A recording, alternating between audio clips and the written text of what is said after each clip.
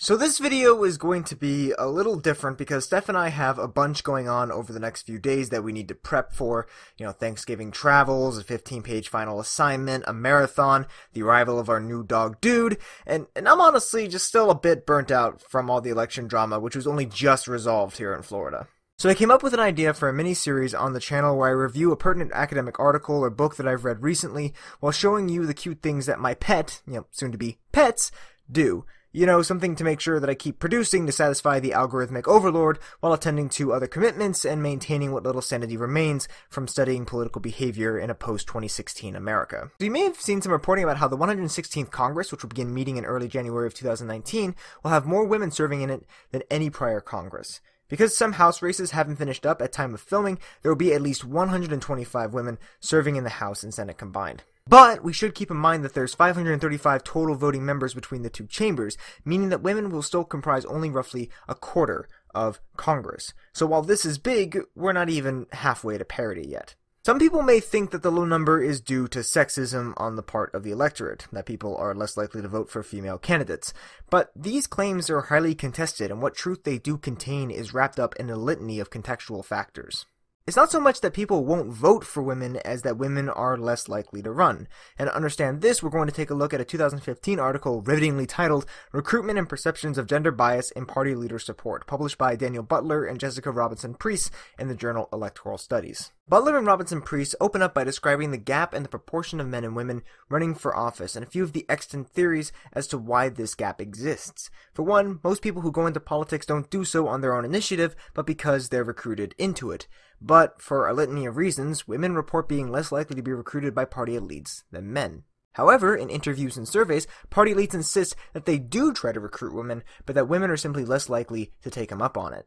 Butler and Robinson-Preece offer a way that both of these statements could be true. It could be that women are less likely to think that elites will go to bat for a woman in the same way that they'd go to bat for a man. So even when party elites try to recruit a woman, she'd perceive the suggestion to run as being accompanied with less help than a male candidate would.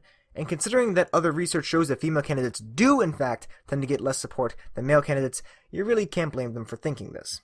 In order to test this, they performed a conjoint experiment on a sample of men and women who serve in local governments. A conjoint experiment looks to see what the effect of individual factors are when considered conjointly. In the case of this survey, respondents got a vignette asking them to think about how much their preferred party would invest in a candidate.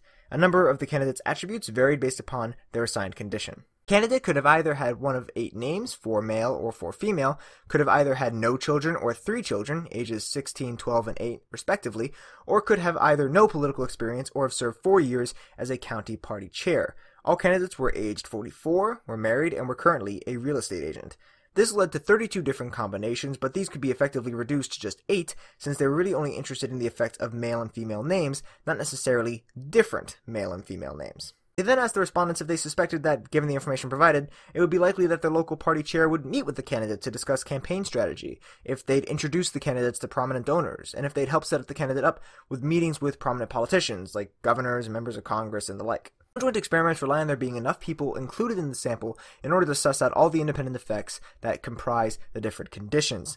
Fortunately, there were a total of 3,725 municipal officials who answered the survey, giving them more than enough statistical power to answer their questions. The reason they chose municipal officials is because they are often prime candidates for recruitment to larger office, so knowing their perceptions is pretty critical to the whole project. What they found were that men and women differed in how supportive they expected party chairs to be over the various circumstances. Men basically thought party chairs would be equally supportive in all cases, except that they'd be more supportive if the candidates were more experienced. Women, however, felt that children would hinder male candidates, bolster female candidates, but that females without children would get less support than their childless male counterparts. All that's to say, female respondents were more likely to think that women candidates would get less support from party elites, which probably goes a long way to explaining why there's a recruitment gap. Butler and Robinson-Preece suggest that this could be offset by party elites by them being more explicit when recruiting female candidates about the kinds of help that they're willing to offer. As far as I know, there haven't been any studies testing this solution, but I feel like being explicit about how much help they'll dole out is really only going to help if, they actually intend on doling out help. I think it's worthwhile to think about these findings in the context of the 2018 election and how well they hold up. 2018 had more women running for political office than ever before in American history.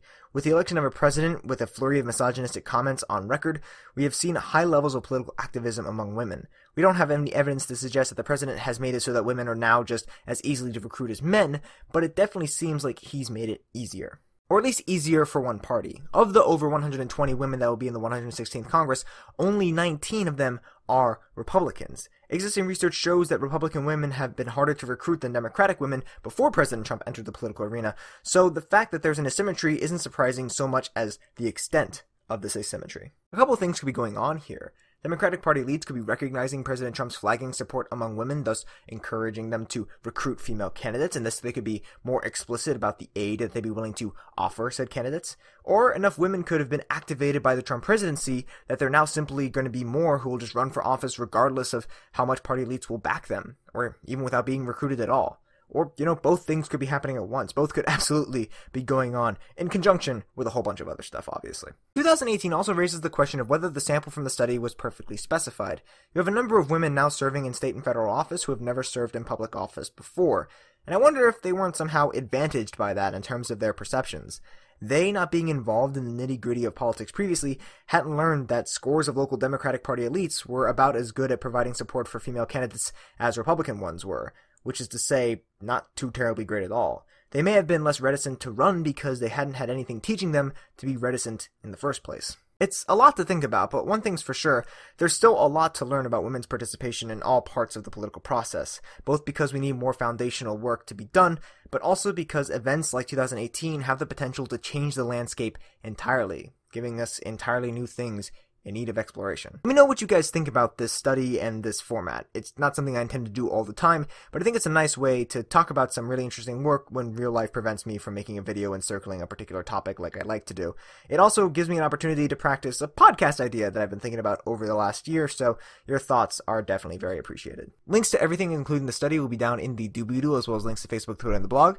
Look forward to seeing you guys out there as well. If you enjoyed this video, hope you consider giving it a thumbs up.